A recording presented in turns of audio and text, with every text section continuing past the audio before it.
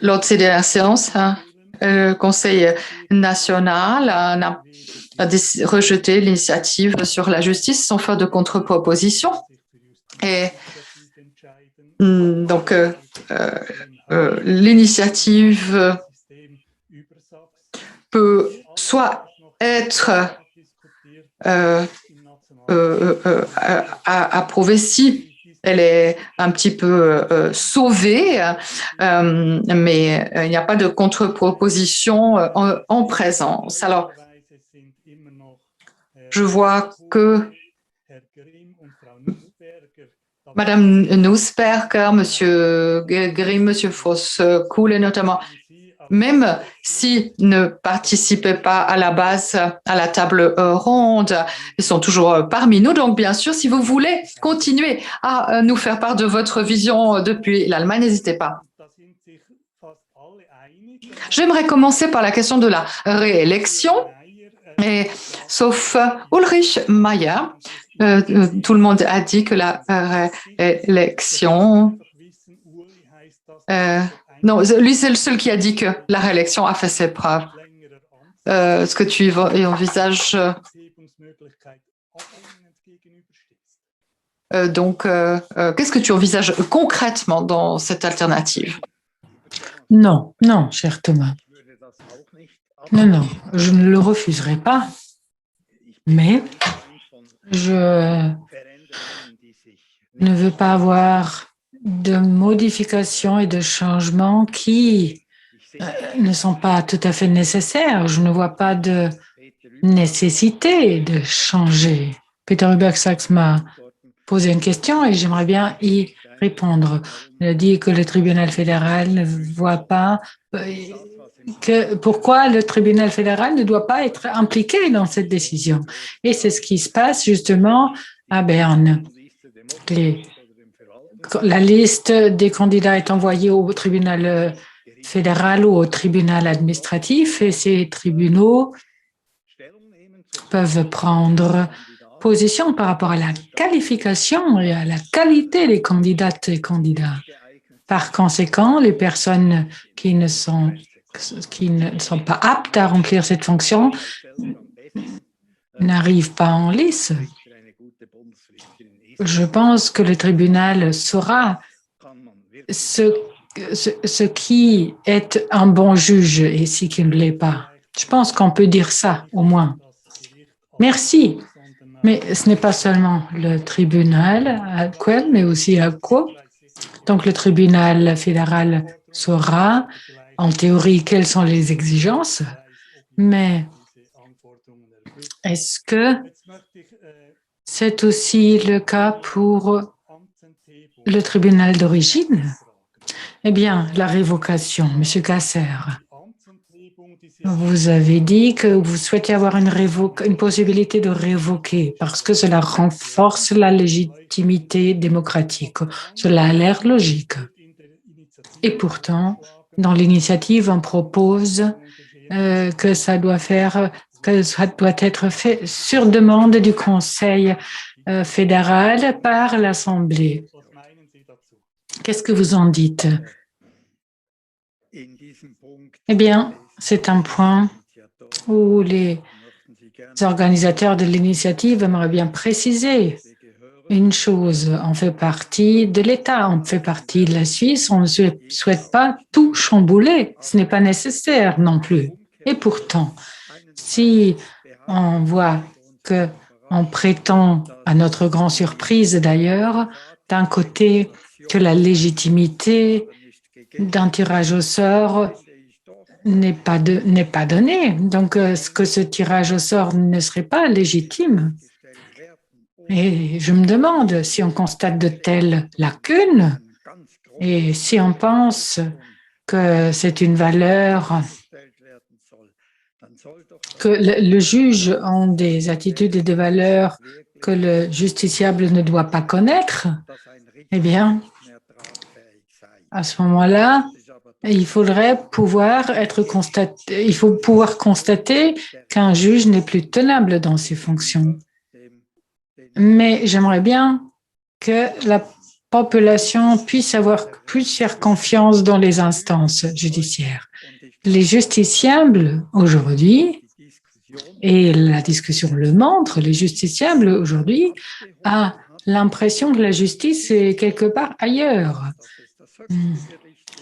Et le tribunal fédéral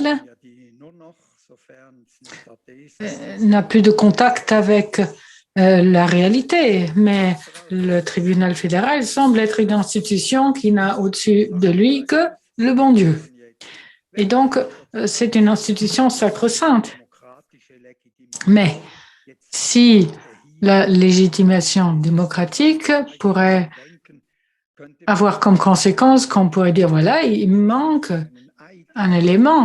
On pourrait peut-être obliger les juges à faire serment, comme c'est le cas dans bon nombre d'autres pays. Mais moi, je ne vais pas développer cette discussion universitaire. On a obtenu 130 000 signatures et le nombre augmente. Et cela montre que le justiciable a l'impression que la justice, le système judiciaire n'a plus rien à voir avec lui et que les juges travaillent main dans la main avec les hommes et les femmes politiques. Et sur cette place politique, justement, on a l'impression que cette place politique se trouve sur le bateau de Titanic, de la Titanic, et puis on essaye d'éviter le pire. Eh bien, Uli Mayer aimerait bien vous répondre. Monsieur Mayer, Thomas, tu le permets? Volontiers. Monsieur Gasser, je constate quelques contradictions dans votre argumentation. D'un côté, vous vous plaignez et vous nous reprochez, à nous, les juges fédéraux, d'aller main dans la main avec la politique. Moi, je ne l'ai jamais fait. Je n'ai jamais rapporté à qui que ce soit. Donc, je ne sais pas d'où vient votre appréciation et votre impression. Et vous dites, voilà, le système judiciaire se trouve sur une autre planète. Là non plus, j'ai du mal à comprendre. Donnez-moi des exemples concrets où le tribunal fédéral a pris des décisions contraires à la loi parce que des autorités l'exigeaient. Est-ce qu'il y a de telles décisions? À mon avis, et je ne vis pas sur la Lune, hein.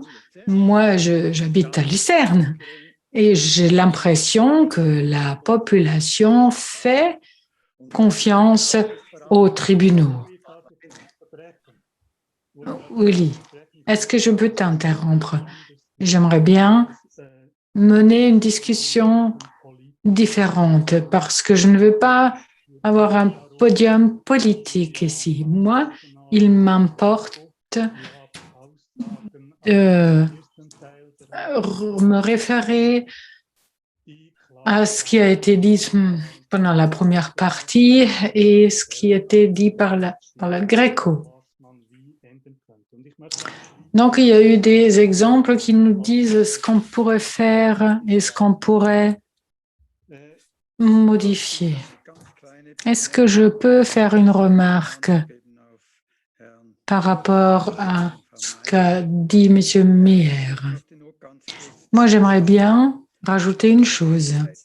La NZZ et les médias importants en Suisse étaient obligés pendant bien des années de ne jamais critiquer des décisions du tribunal fédéral. La NZZ, il y a 4 ou 5 ans, a écrit « On constate qu'une instruction d'une autorité ou une disposition d'une autorité évite des décisions des tribunaux qui soient contraires aux décisions politiques. Donc, le tribunal fédéral est le bras prolongé de l'exécutif. C'est le NZZ qui disait ça. Et si vous prenez le cas d'Orsat, le tribunal fédéral n'a pas décidé ce qu'il voulait, mais il a décidé ce que le département des finances voulait, M. Willy Maur. Mais bien évidemment, la population n'en sait rien. Mais la confiance en souffre. Votre influence pourrait être d'une grande aide. Peut-être vous pourriez analyser 4 ou 5 cas précis à la télé pendant 1 heure ou 2. Moi, je ne veux pas avoir une guerre entre nous, mais je veux avoir une solution équitable. Bien, je n'ai pas un rôle facile. Moi, j'aimerais bien structurer cette discussion. Et donc, on était à la réélection et à la révocation des juges. On a vu qu'il y a 2 modèles qu'on pourrait discuter. L'élection et la réélection. Qu'en disent les personnes qui regardent notre système depuis l'extérieur? Notre système est justifié parce qu'on dit que la population est bien représentée dans notre système. Alors, est-ce que si je comprends bien, l'Allemagne a un autre système? Est-ce que cela veut dire qu'il n'y a pas de diversité des juges? Est-ce que ça se ressent? Merci. Je ne pense pas. Je ne pense pas que ça manque de diversité de juges. Il y a la Cour constitutionnelle. Là, on a une procédure bien établie d'élection ou de nomination des juges.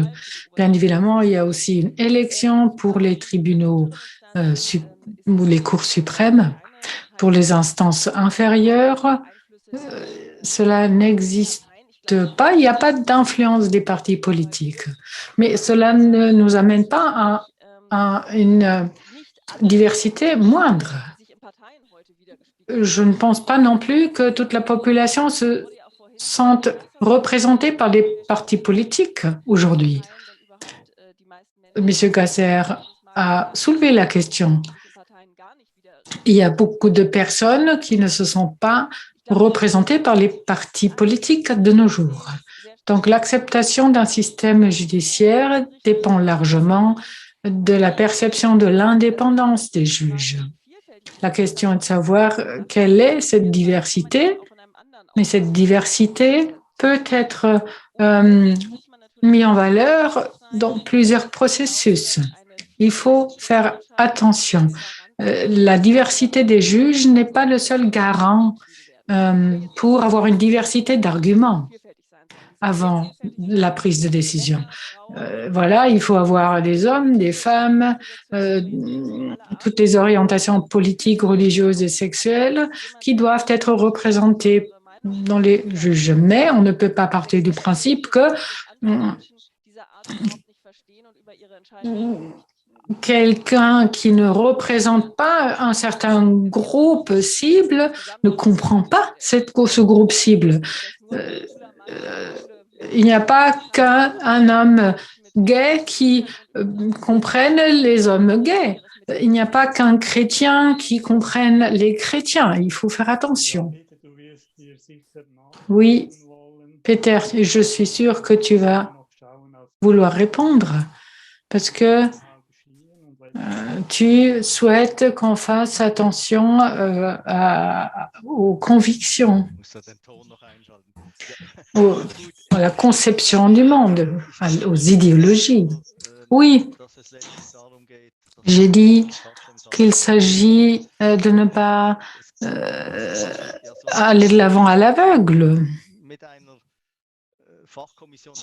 On peut avoir une commission d'expertes et d'experts qui vérifie la qualification des candidats, mais ça aussi, ça peut mener à un manque de diversité dans la constitution du tribunal, du collège. Et ça, c'est toujours dangereux, peu importe où en est et quelle est la conception du monde qu'on a. Donc, je suis convaincue du fait que les candidates et candidats doivent montrer patte blanche dans la procédure de candidature. Quelle est leur opinion par rapport à l'avortement, à la répartition des tâches dans le mariage, etc., etc. Il y a bon nombre de sujets. La façon d'évaluer leurs réponses, ça, c'est une autre question. Mais finalement, il n'y a que la transparence qui nous permette d'avoir une composition adéquate des tribunaux. C'est peut-être moins important dans les instances inférieures, mais dès qu'on monte dans l'organisation du système judiciaire, plus on monte, plus je pense que c'est important. Monsieur Foskule souhaite encore prendre la parole? Oui. Encore une remarque de ma part. Bon, aller de l'avant à l'aveugle. À la Cour constitutionnelle en Allemagne, on a fait l'expérience que beaucoup de personnes dont on pensait qu'ils étaient conservatrices se sont avérées des révolutionnaires et vice-versa. Des personnes dont on pensait qu'ils étaient libérales se sont avérées des personnes avec des attitudes très conservateurs. Parfois, il est difficile de prognostiquer ce que font les personnes une fois qu'elles peuvent décider de façon indépendante. Voilà, c'est ça mon expérience de 12 ans. Puis-je réagir? Je suis tout à fait d'accord, hein, mais pour moi, ça ne constitue pas fondamentalement un problème. C'est bien comme ça, hein, que chaque juge pense de manière indépendante et évolue. C'est souhaitable. Mais au début, il me semble qu'une certaine transparence doit être assurée au moment où il est élu.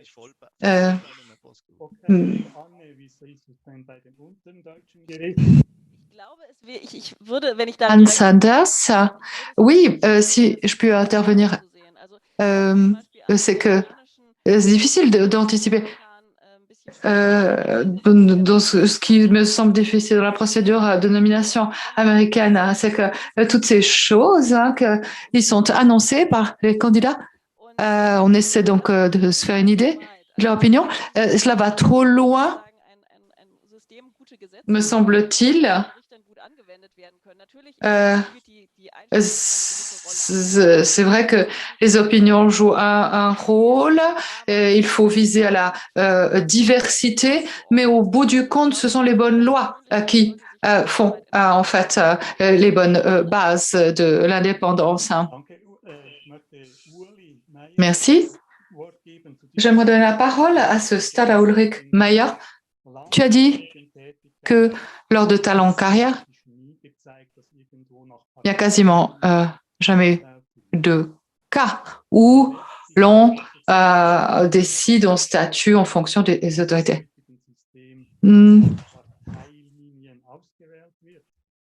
Alors, pourquoi est-ce que on défend l'élection conformément aux lignes des partis? Cher Thomas, tu enfonces des portes ouvertes. Hein.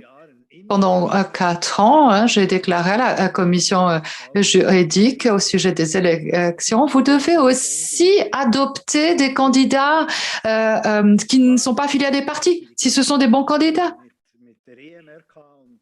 Bien sûr, nous aurions d'énormes problèmes avec ou sous l'angle de la CEDH, etc. Si on s'était refusé de auditionner un tel candidat.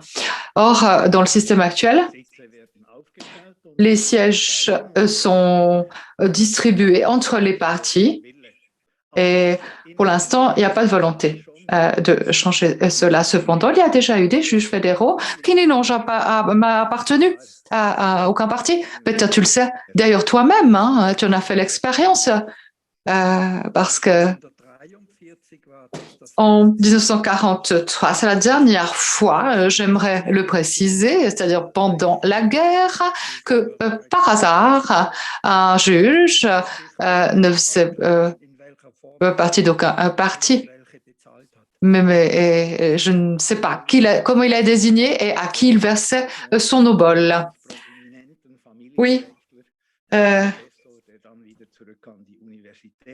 Il y a eu un cas aussi d'un professeur de droit non affilié à aucun parti, mais aussi je sais que monsieur Schubert, qui était professeur, lui voulait devenir juge au TF. Il a demandé à quel parti dois-je m'affilier et on lui a dit au parti PS, il y a un siège libre. Ça ne correspondait pas à ses opinions, mais il est devenu comme ça juge fédéral. Ensuite, les lobbyistes du TF l'ont fait sortir, pas les lobbies du Parlement. Je me demande comment le Parlement a toléré cela.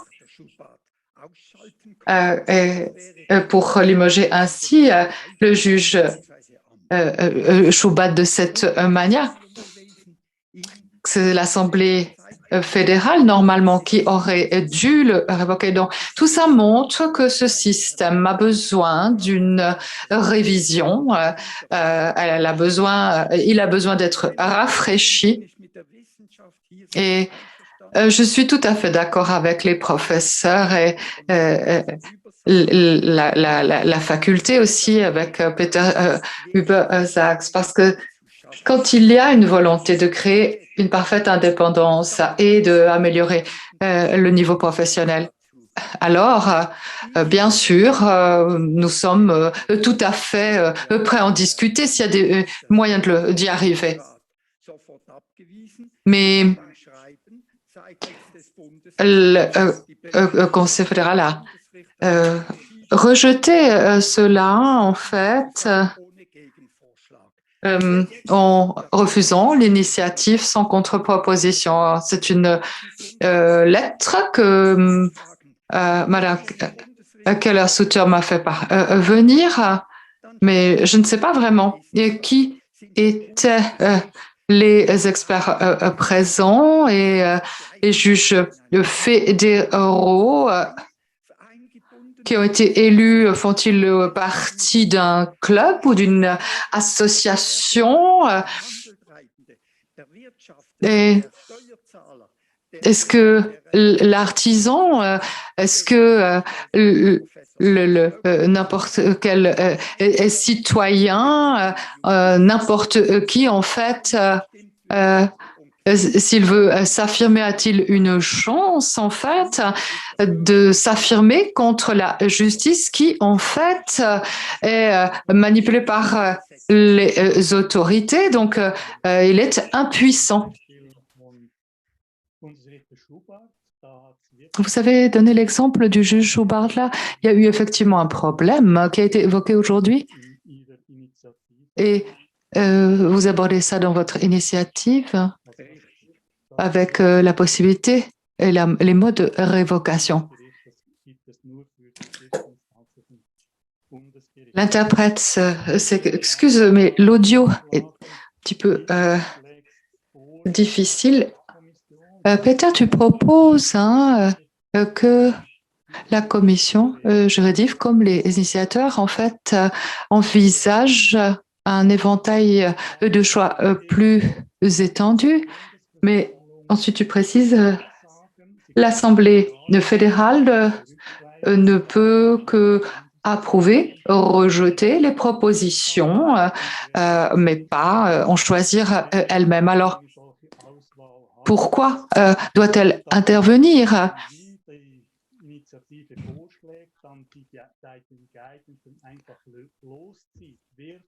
C'est un petit peu... alors, autant les tirer au sort ensuite. Oui,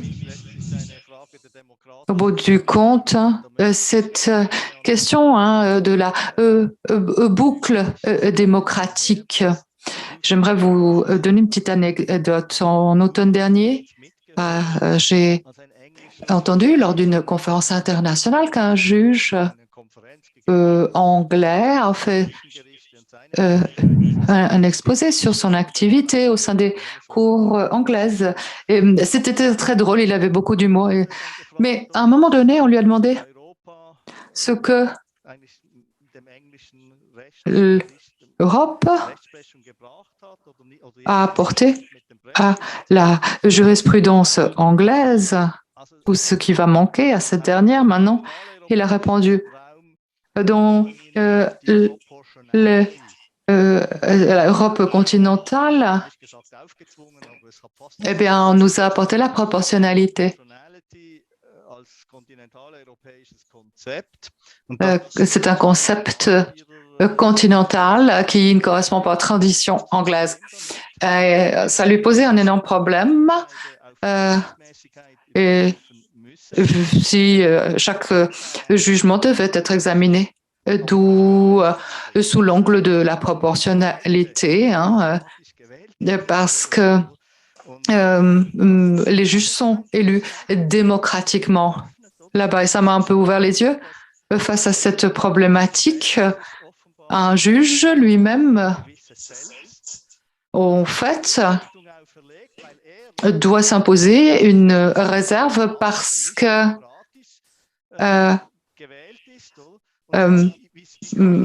il est élu.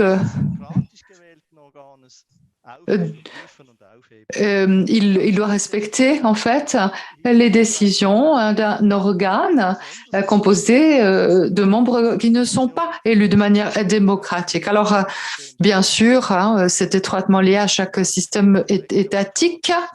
Nous avons la démocratie directe, tous ces mécanismes particuliers dont nous sommes fiers ou pas. Enfin, je ne veux pas réouvrir la tribune politique, mais c'est quand même une longue tradition qui a son importance et je vois bien, si par exemple, c'est au tirage au sort qu'on décide ou bien c'est la commission juridique qui décide. Il n'y a plus, si vous voulez, de contrepoids démocratique. Mais l'influence des partis, elle, doit diminuer. Et c'est pour ça que j'ai essayé d'élaborer ce modèle de telle sorte que l'Assemblée fédérale ne donne pas autant d'influence aux partis. Après, ils peuvent tout à fait refuser certains candidats puisqu'il s'agit d'une élection. Et alors, la commission d'experts peut faire de nouvelles propositions, le cas échéant. Enfin, c'est vraiment pourquoi ce modèle m'a convaincu. En Suisse et même en Allemagne, dans la revue des juges, j'ai vu des choses intéressantes sous la plume d'Alexander Tschentscher. Sur ce sujet, il a dit qu'en Allemagne, c'est à partir de Roman Herzog, professeur Zweckenbock, qui ont inspiré ce modèle, mais cette légitimation démocratique ne correspond pas à la justice parce que justement, le limogeage n'est pas possible une fois qu'il n'y a plus de correspondance démocratique dans le pouvoir judiciaire. La légitimité démocratique réside dans le lien constitutionnel. C'est la différence par rapport aux autres pouvoirs. En Suisse, on n'a jamais réfléchi à ça. C'est plutôt donc une question qui concerne les collègues allemands. Anne, je crois qu'en Allemagne, il y a ce débat sur la légitimation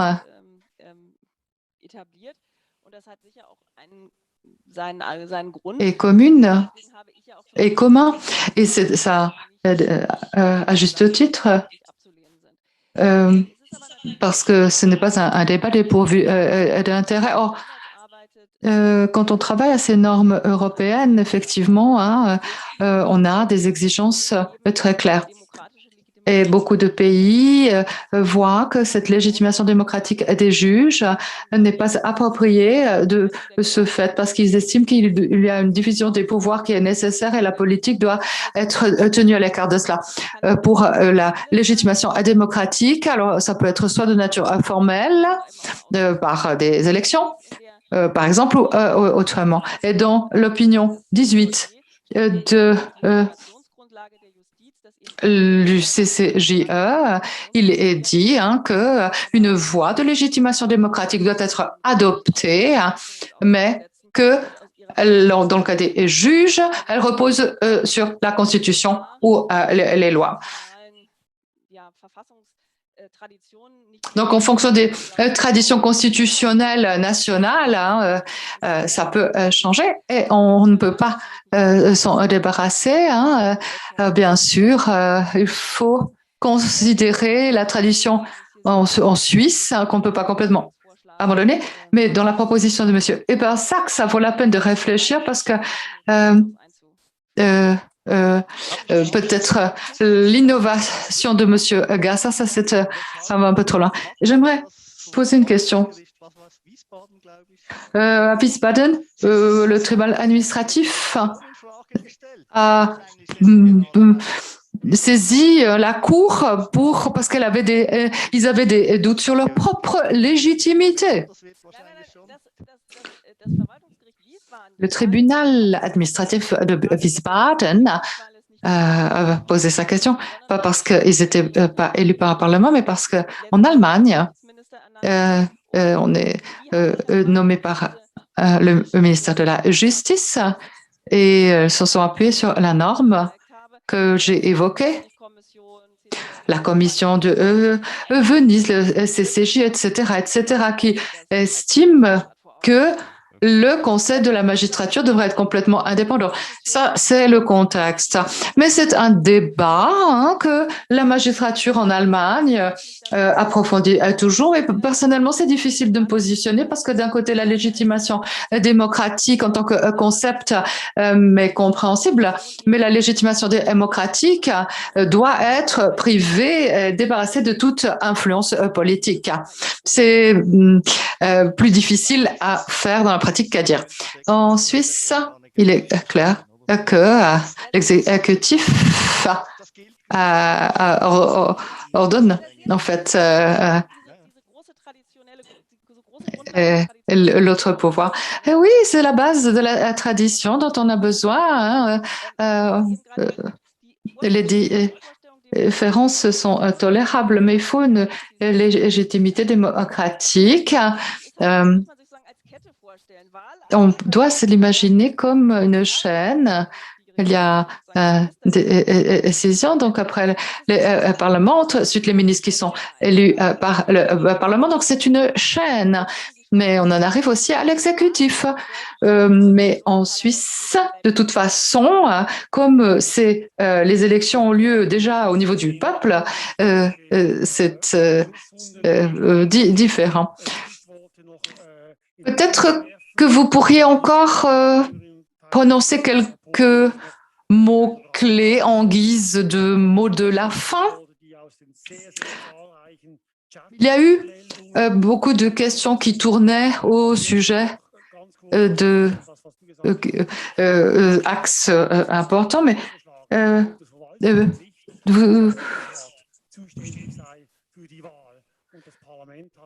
le Parlement a refusé que le Conseil fédéral, par exemple, élise les juges. Ça a été refusé, clairement.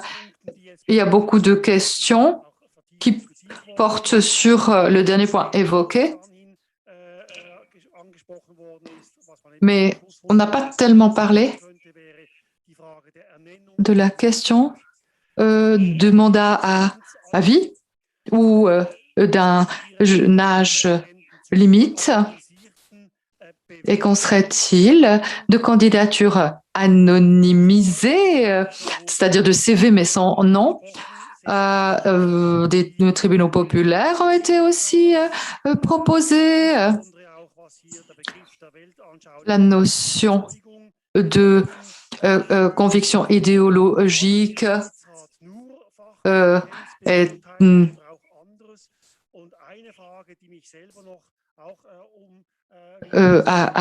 avancée. Puis une autre question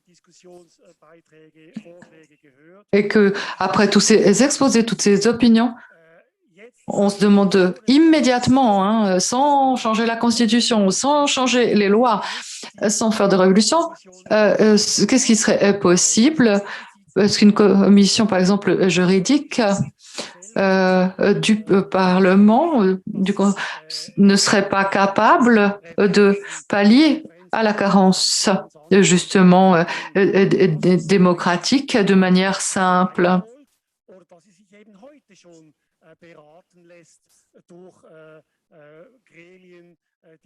Parce que ces commissions formulent des recommandations dans d'autres domaines déjà. Pourquoi pas ici? Est-ce que chacun peut rapidement prendre position sur ces questions?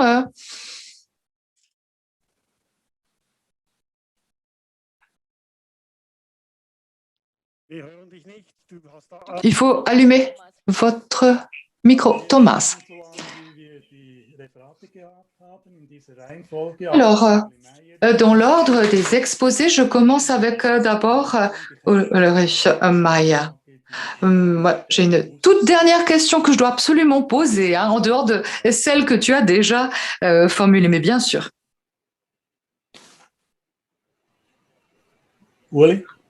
Ulrich, oui.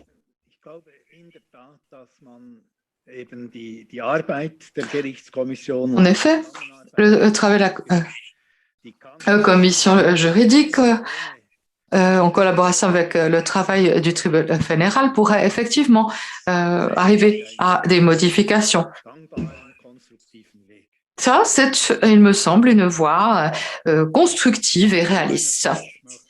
De mon côté, j'aimerais souligner, je parle d'un cas tout à fait concret. En juillet 2018, un juge indépendant du canton de Soleure contacté la commission juridique. Elle s'est présentée comme un candidat, mais pas par les centrales de parti. Il a été complètement invité complètement indépendamment des partis. Et on lui a répondu alors vous n'avez pas besoin de venir. Il était vexé d'avoir été reçu comme ça. Et à l'exception d'un seul journal, on n'a pas entendu parler dans la presse. Maintenant, tout le monde parle de relations parfaitement harmonieuses, que la confiance règne complètement. Mais vous savez, les gens de la rue n'ont pas confiance. Vraiment, quelqu'un comme moi, qui n'est au bout du compte à la base que comptable, n'aurait jamais réussi à réunir 130 000 signatures aussi rapidement.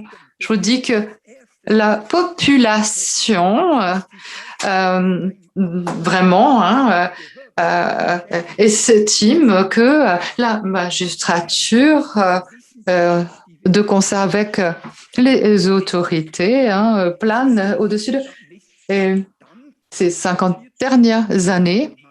En fait, un système s'est imposé, oui, parce que personne ne réclamait, s'y opposait. Et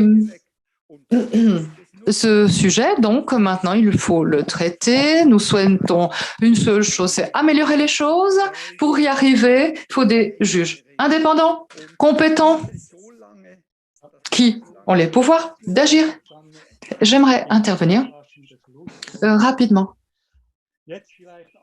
Oui,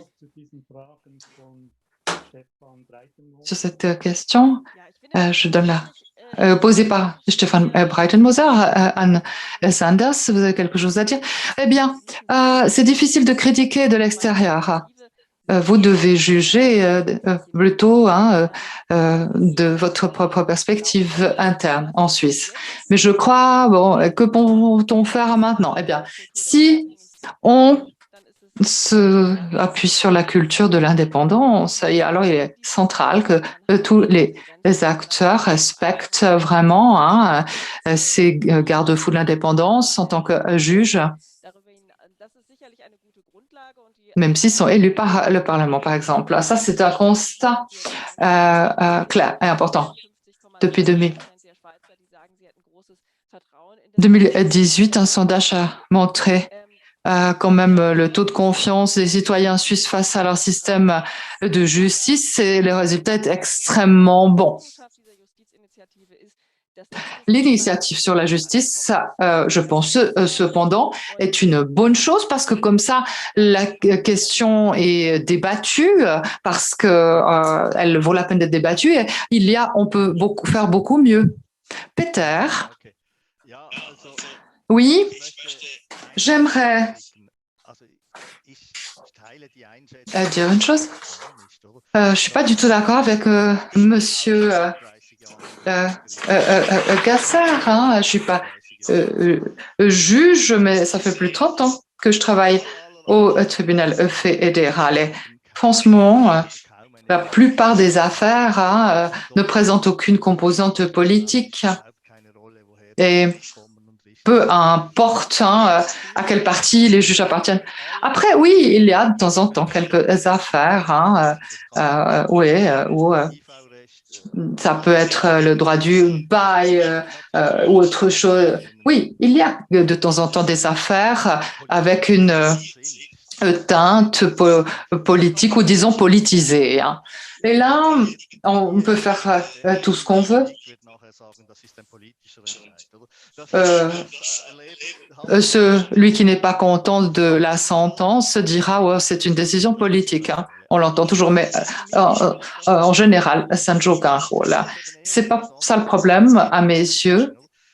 Pour moi, il en va vraiment de l'apparence. Parce que si un juge ne se laisse aucunement influencer, et franchement, je pense que c'est bien le cas pour la plupart des juges. Malheureusement, l'impression peut toujours naître que la ligne d'un parti est suivie et qu'une influence est bel et bien exercée, et alors ça pose un problème.